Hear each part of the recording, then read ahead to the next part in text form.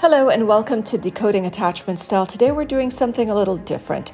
You see, on Wednesdays, I have a live on Instagram, and what I've decided to do is collect that recording and make it into a podcast so that you could benefit from the insights that I share there on attachment styles. A few of the questions that we're going to be looking at is questions like, does a dismissive, avoidant, attached person want to hear words like, I love you? And what does an avoidant attached person mean when they say, I'm not exactly where you are and I don't know if I'm ever going to get there, or if they admit that they can't give what their partner needs? The question here was, why do they think that they're so broken? And I had a lot of fun answering that question, and I am thrilled to have you hear the response. Go through the podcast. There are many questions answered here. Feel free to come back, post a comment. If you're listening to this on your Apple Podcasts, leave a review. Let me know what you think of the podcast. And please remember to hit the subscribe or follow button. It really helps to push the content to others who may need it. But most importantly, you get the first ping on when there's a new podcast released. We're getting into that program now.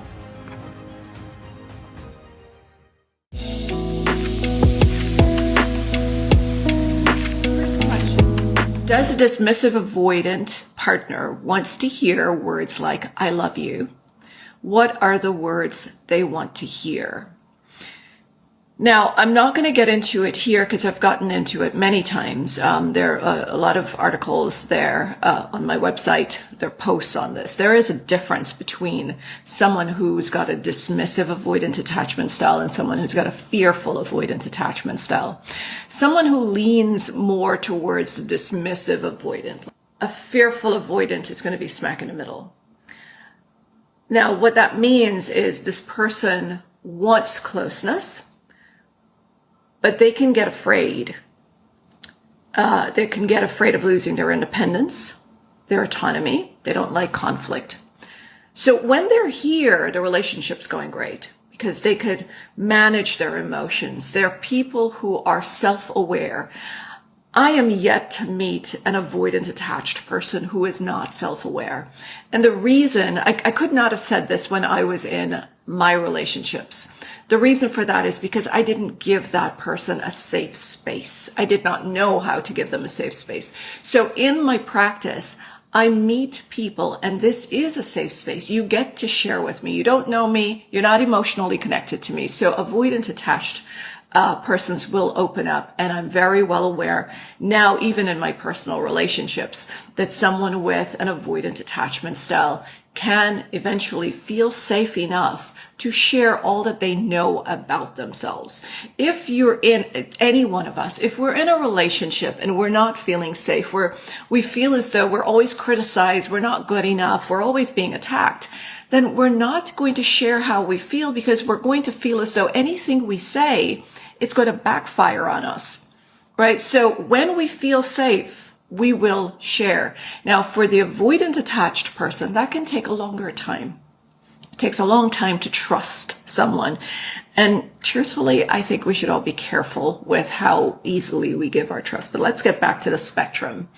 So the fearful avoidant is going to be nice and relaxed here. They're going to share their feelings and their thoughts and stuff like that. When they start to feel attacked, they move closer to a dismissive, meaning they start to shut down. They start to move away from the relationship.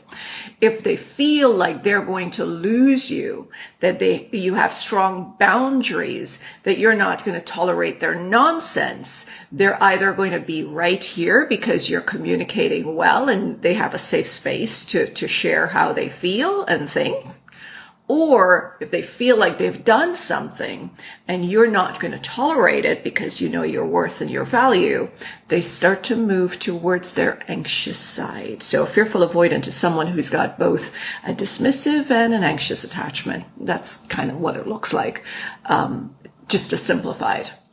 Now, a dismissive avoidant attached person is more on this side. They don't do a whole lot of talking. They don't feel like they need a relationship. They want one. Society says they should have one. It looks good, for resume and whatever else, but they don't need one. They're perfectly fine alone. They are hyper independent. Whereas the fearful avoidant, they want a relationship, but they're afraid. A dismissive avoidant does not necessarily want a relationship. They really don't care.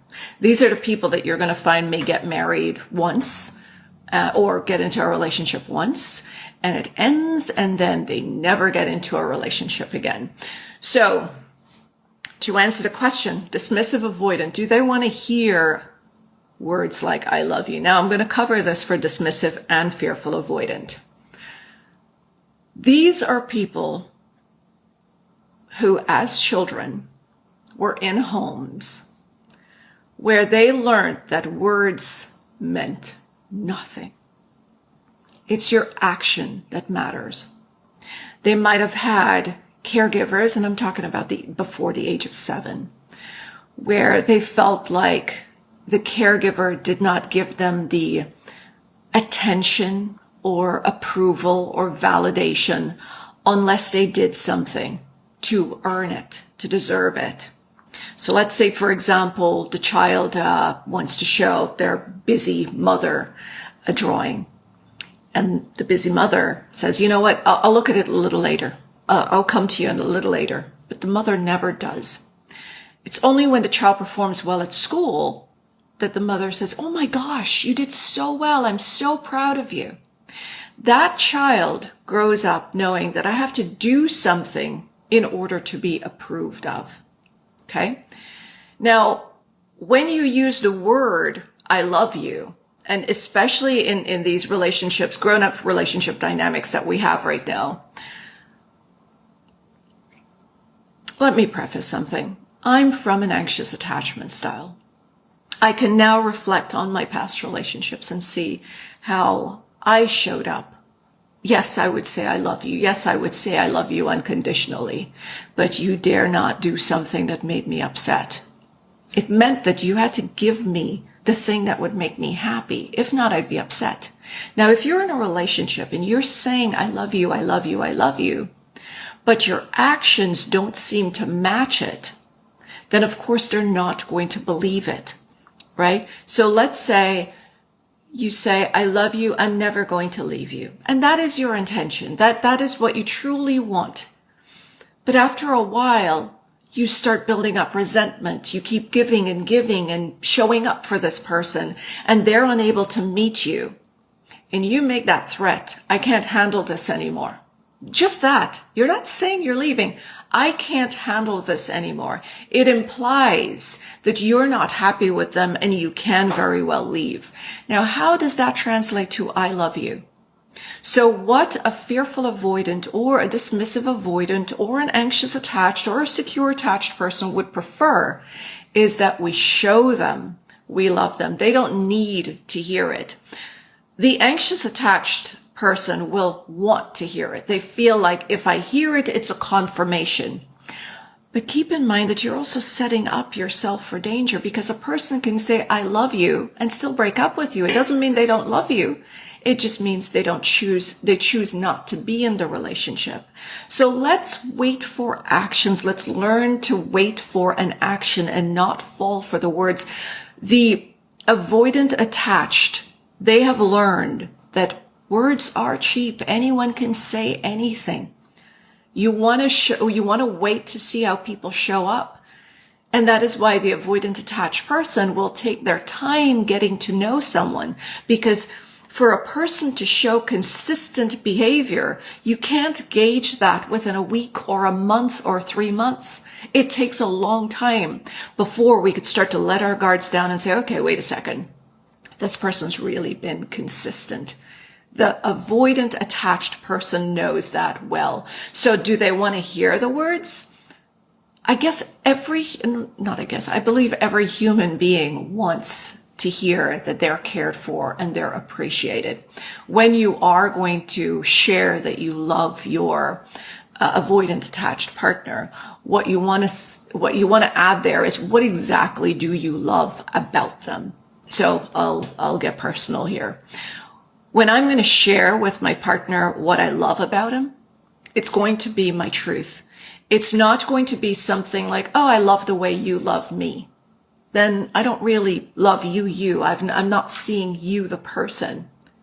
I want to say, I love how kind you are to others. I love how patient you are with others. I love how considerate you are. That is the core of who that person is. It means that you're really seeing them for who they are. I love that no matter what, you don't give up.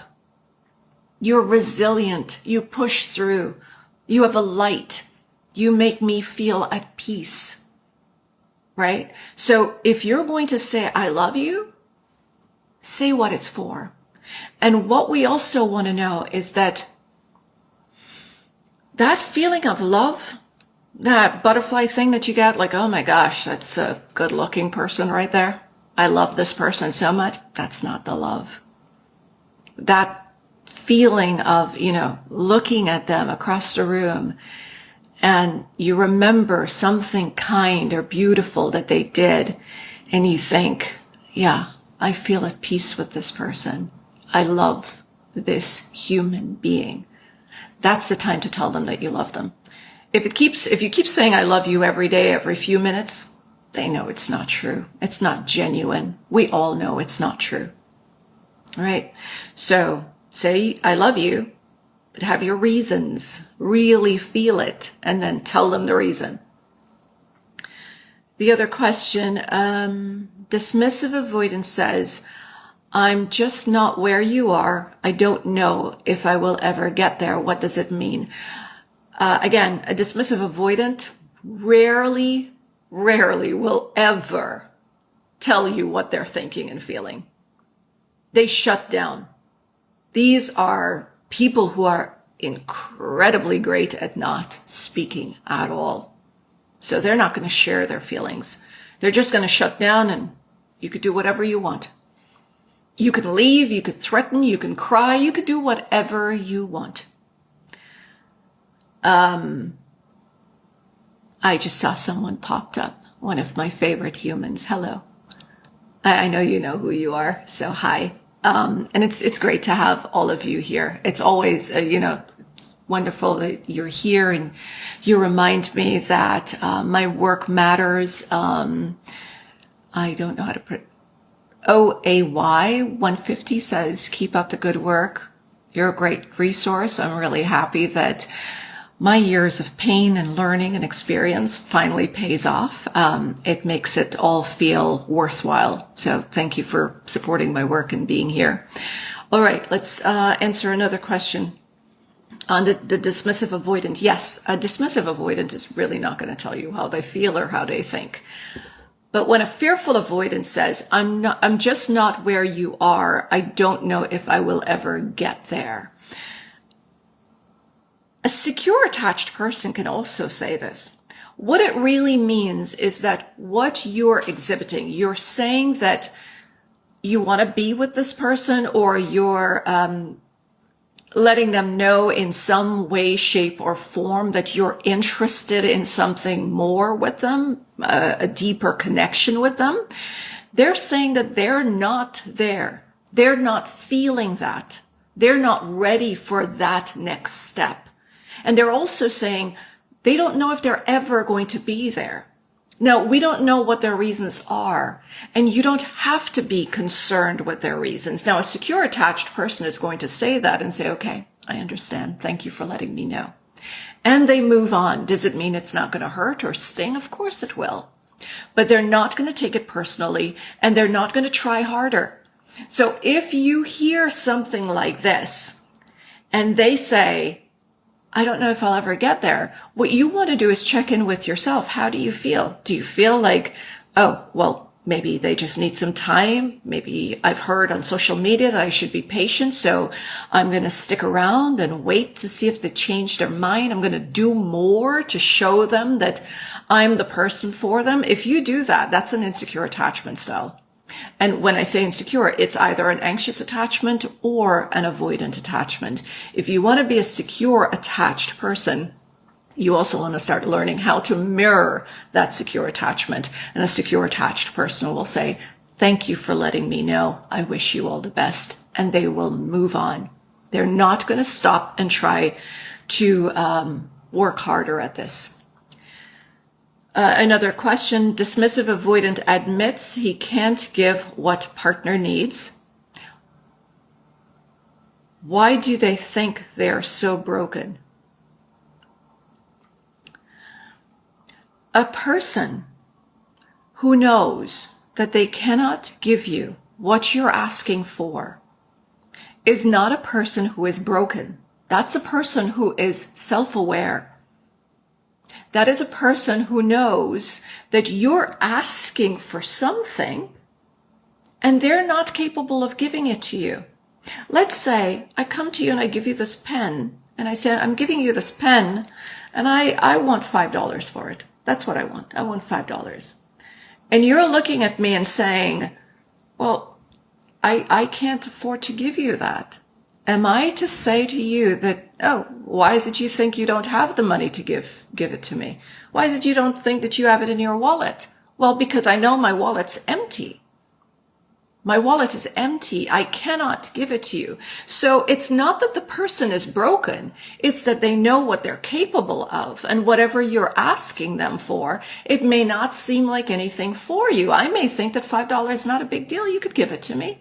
But for you, that's all the money that you ever have for an entire month to survive on. Right? So when someone says, I can't give you what you want, a secure attached person is going to say, I appreciate you telling me. Thank you so much for letting me know and not stringing me along. And I am going to step back and let you be on your way, and I'll be on my way as well. But we have to start listening. I think, as the anxious attached, and again, I was in your shoe.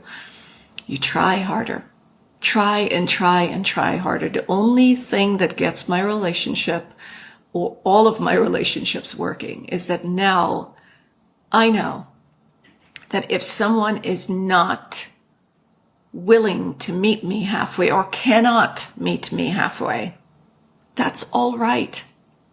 It's all right. I can go my way and I could be respectful of their choices. I could love them even and wish them well as they find what's best for them. It takes away the pressure from them. You're not like holding on to them and holding them accountable for your happiness. So this year, it's perfect because now you're no longer second guessing. You no longer have to feel like there's a hot and cold person saying, I can't give you what you need. The person is saying, I don't know if I'll ever get to where you are. Don't misinterpret that as maybe they're going to get there. No, they don't know. See the reality for what it is. Accept that. Yes, accept that it's going to hurt and move on. Try to. I know it's hard. I know it's hard. I remember. And in a way, I'm glad I remember. I remember how painful it was. I cannot feel that pain anymore, but I remember how painful it was. I think if I couldn't remember, I wouldn't be able to do what I do. So some gratitude there. What is the real meaning behind I think we should break up? I'm going to pause for just a second. What is the real meaning behind I think we should break up? I think we should break up means I think we should break up. I think we should break up means we need to break up. I think we should break up means you need to go your way and I'm going to go my way. When you hear someone says, I think we should break up. I think we should not be together. I think we should go our separate ways. I believe that we need space. Whatever that is, let it go. Walk away.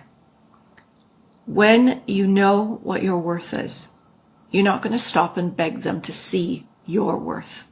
You're going to look at them and you'll say, okay, I hear you. This hurts, but I'll be fine.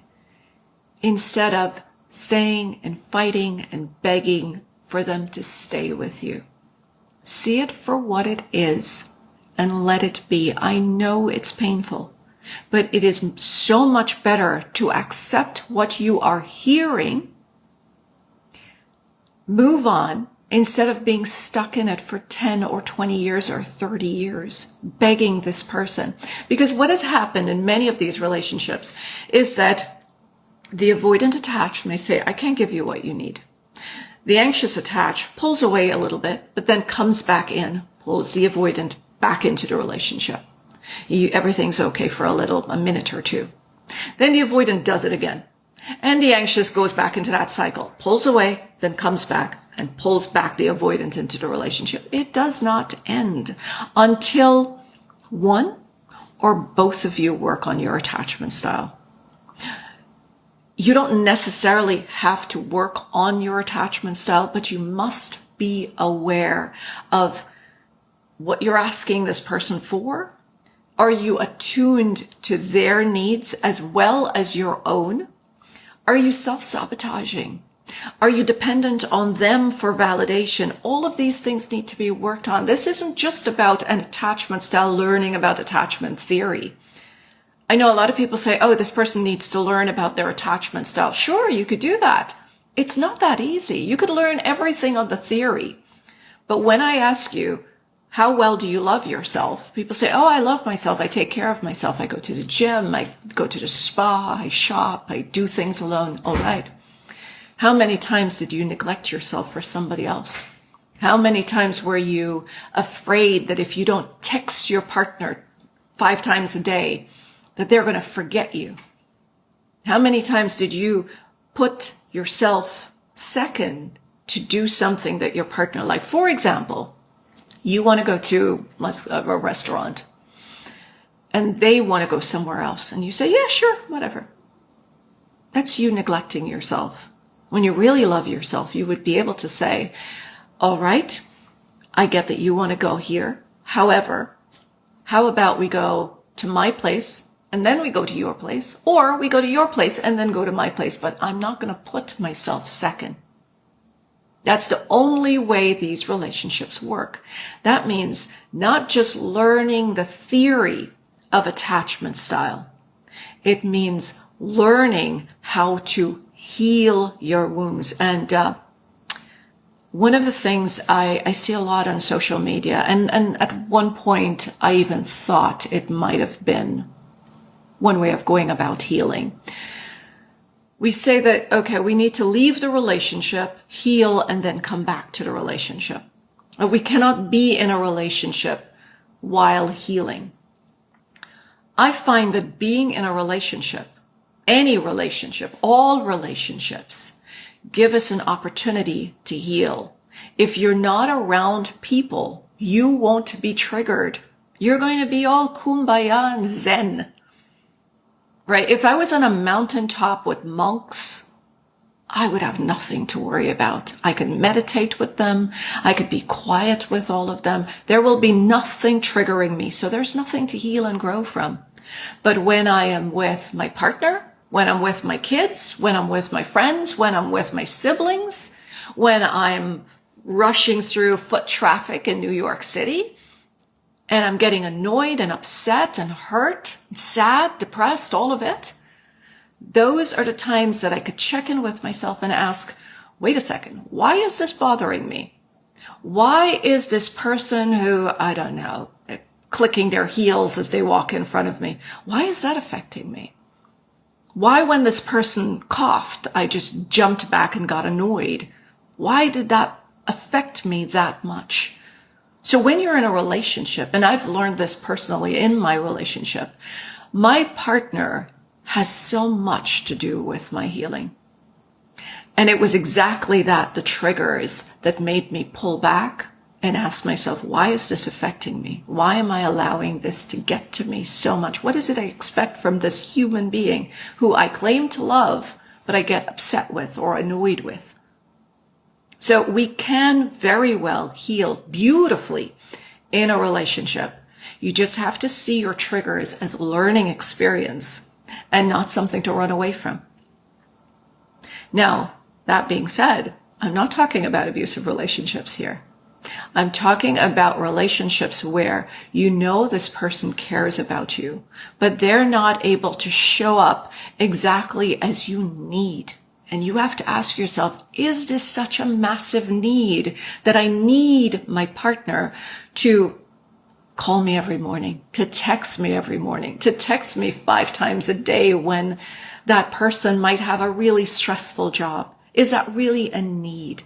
Do I need them to leave their work to come and sit with me and validate my feelings? Or can it wait until we have some quiet time to talk about this? So we could start questioning ourselves in a relationship. A question from one of you here. How do you know what your partner needs in healing? How do you know? Oh, hold on. Exactly. Are they a bit emotionally guarded? We're all emotionally guarded, right? We've all had, most of us have had uncomfortable relationships, painful experiences. And so we get into a new relationship. I believe it's dangerous for an anxious attached person to jump into a relationship and just willingly give their trust to that person, buy into everything they say and everything they're seeing, and they believe it. I think we need to take our time.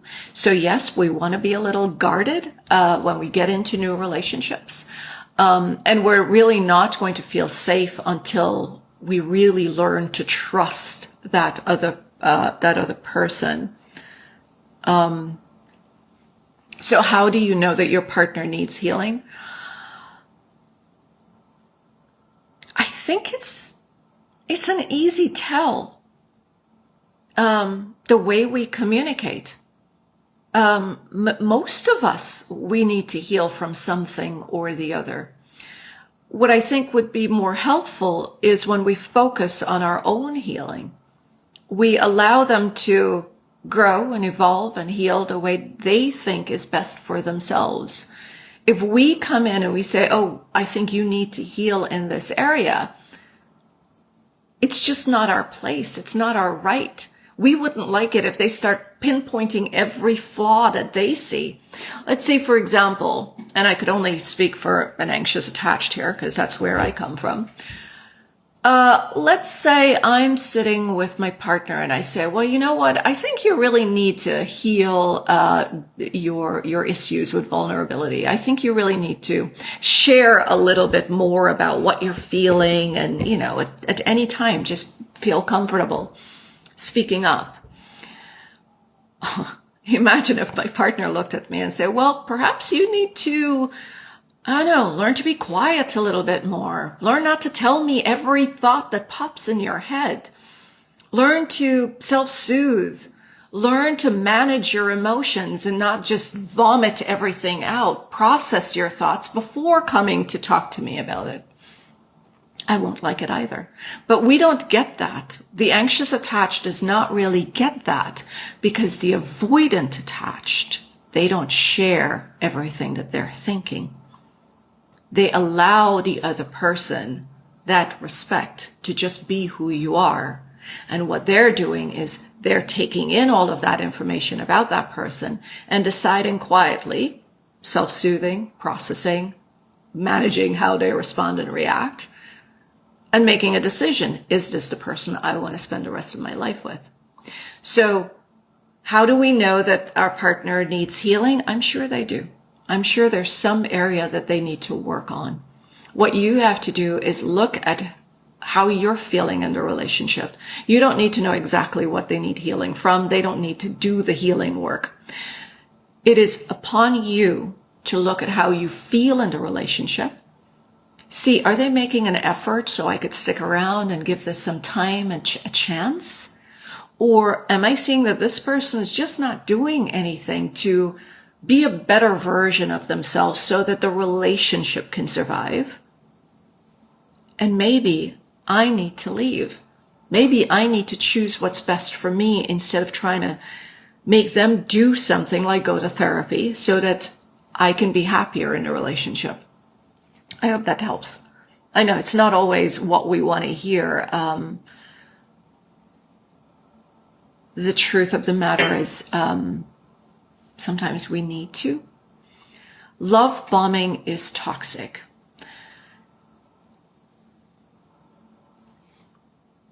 When we go for an interview, if we have to show up for a job, we go with our best selves.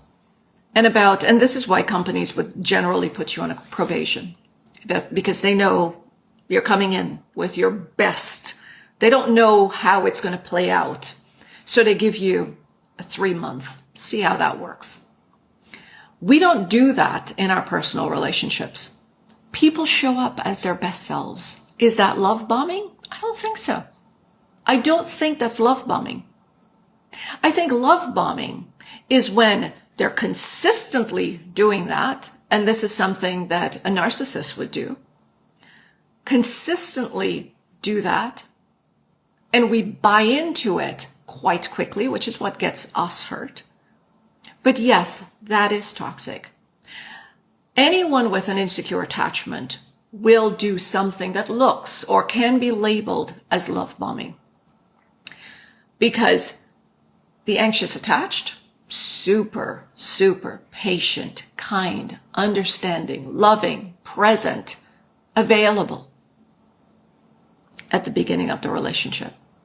It's after that 3 months when they start to see, wait a second, I'm planning everything. I'm doing everything. I'm listening. I'm showing up. This person's not giving anything. That's when it turns around and we get passive aggressive. We get angry. We start pulling away. We start making demands. We start giving ultimatums, right? So an avoidant attached person can say that an anxious attached love bombed them in the beginning of the relationship. Now, an avoidant attached, yes, they come in, they're patient, they listen, just about all of that. But when they start to feel comfortable in the relationship, that's when they think, oh, okay, well, this person knows that I have good intentions, so I'm going to relax. But their relaxing means going back to their normal, which is managing every other thing, knowing that they're going to see you perhaps by the end of the week, right? So as long as we have an insecure attachment style, we are going to love bomb. We just don't see it until we're really attuned with ourselves. We know why we're aware of where is this action coming from? Why am I being so nice to this person? I don't even know this person. I've only met them once and we've known each other. It's been a week since we connected, or 2 weeks, or even if it's 3 months. I still don't know this person. I haven't met their family and friends. I don't know who they are with their family and friends. So why am I being so nice? Why am I being so accommodating? You can build a relationship without giving up yourself. The thing is, you want to have a relationship as a part of your life and not all of your life. You want to have someone to share your life with, not become your life. And that's a big difference. He didn't give me a reason to break up. He just simply told me that he lost interest as soon as I left the country temporarily. So one way an avoidant attached person will end a relationship when you're gone for a period of time is because in that space, and I know it's painful, when we take space from people, we start to settle into our normal. We're able to process things differently. We have quiet time. They're not with us all the time, or they're not texting, or they're just not in our space physically or energetically. And in that time, we either realize how much we love them and we miss them and we want them in our lives, or we start to see that we feel at peace without them. Now, that's not necessarily because of the other person. The other person may not be doing anything at all. They might just be absolutely thoughtful and sweet and kind. But we're not feeling right within. Let's say an avoidant or an anxious attached person is dating someone with a secure attachment style. Now, the secure attached person leaves, and the avoidant or the anxious starts to feel a little more relaxed or chill. Why would that happen? Well, for the avoidant attached, the secure attached person is kind of, it's like you aspire to be as grounded as a secure attached person. For an avoidant, you aspire to be vulnerable, right? Or you want to be independent, but not afraid of intimacy, which a secure attached person can do. So being in a relationship with a secure attached person, the avoidant attached may start to feel inadequate, not good enough. And now the secure attached person is gone and you're like, oh, I could relax. Now, if they're dating someone with an anxious attachment style and that person demands too much of them, or they feel like that person has expectations of them, then the person goes away on a trip and they're thinking, oh, this feels nice. I feel free. Nobody's checking up on me. I don't feel like I am obligated to tell them where I am or what I'm doing. And if I don't, they'll be upset. Maybe I'm happier. Now, with an anxious attached and a secure attached, they may start to feel like, oh my God, this is just so boring. There's no pulling away. There's no pushing. I don't have to fight for this relationship. I'm just bored. And so the secure attached person goes away and they start to think, it's just not working out for me. Right? So they're both can pull away for many reasons. You just have to learn not to take these things personally. It's never personal, but that does not mean that we don't want to self-reflect and look at how we showed up in that relationship and question ourselves. Could we have been different for ourselves? Could I have set stronger boundaries? Could I have stepped back when I felt like I was being taken for granted or disrespected? Take responsibility for how you showed up for yourself in the relationship so you could work on your healing. And the next relationship you get into, you don't tolerate the nonsense. From the very beginning, you just don't tolerate it. It's incredible how people will step up to the plate or fall away when you set boundaries with yourself. What I mean by that is, I'll give you an example. I don't tolerate anyone speaking to me however they feel like. I'm very comfortable with saying, hey, you don't get to talk to me that way. I'm not okay with it. That's all I say. I don't have to get into the details. And I'm very sure that if it continues, I will get up and walk away.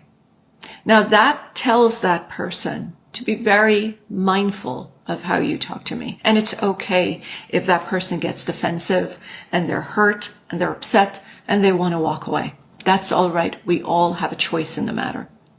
But when we set the boundary with ourselves, when I say I will not tolerate anyone speaking to me in a disrespectful, mean, nasty manner, then I know as soon as it comes towards me, I could say, no, you don't get any closer.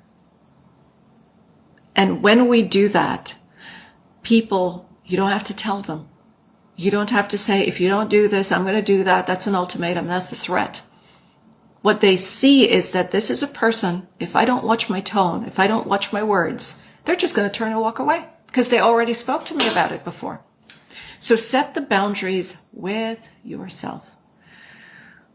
All right. After a period of no contact, over 45 days, how to have a conversation with an avoidant attached person to end a romantic relationship, but indicate that it is safe to be friends without putting oneself in a vulnerable position.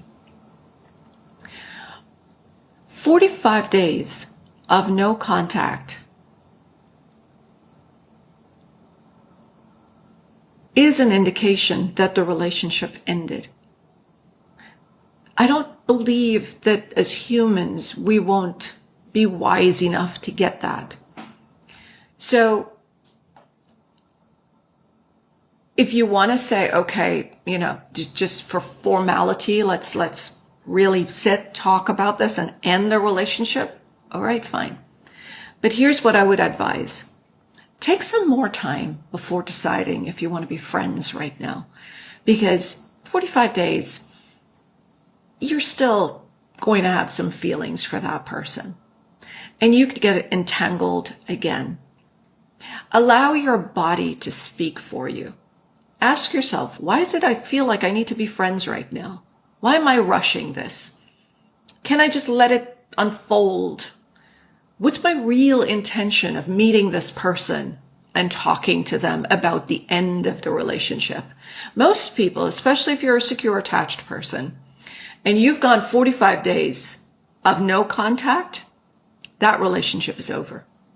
A secure attached person will end the relationship before a 45 days of no contact. That does not mean that a secure attached person will not say to a partner, hey, I think we need some space here. How about we give this about a week and then come back and have a conversation about it? But for 45 days, that's a very long time of no contact to assume that there's still a romantic relationship. However, I get it. Sometimes we just want to have that conversation. My question to you is to ask yourself, why do you want to have that conversation? And why consider friendship so soon? Yes, I'm sure there are wonderful things about the person that you don't want to lose. But do you perhaps need to give yourself some more time to process your own emotions? Make sure that there are no unresolved issues within yourself and thoughts. No need for validation from this person before you move into a friendship. And there's no way of not putting yourself in a vulnerable position. You are in a vulnerable position, and that's okay. You just have to trust that you could take care of yourself. What if they're not ready to go to therapy? Now, for those of you who have enjoyed conversations I've had with Nudge, Nudge and I did talk about this. I had an interview with him and we talked about why some people may choose not to go to therapy. That is going to be up next week. It's going to be on YouTube. We're really getting deep into that conversation. There are a number of reasons why a person may not go to therapy.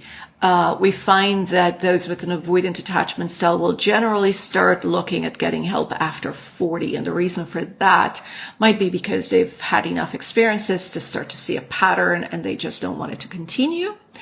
But they may also not want to go because, you're opening old wounds. These are people who don't like conflict. They avoid uncomfortable feelings. And in therapy, you got uncomfortable feelings. Not only that, they may be afraid that they're going to be judged in therapy. I think the bigger question we want to ask ourselves is, why is it we want them to go to therapy, especially if we're not in therapy? I understand if there's a partner in therapy and now they want their partner to go to therapy as well. But we really want to ask ourselves, why is it I think this person needs to go to therapy, but I'm not in therapy? About that. Sorry, I'm joking. Self-help books and the all that we binge on in terms of self-help is not always helpful. We want to just appreciate that a person's decision for therapy is very personal. We don't know exactly why, but some of the reasons for avoidance would be judgment, feeling condemned, feeling like they're not good enough, digging up past wounds that might be painful.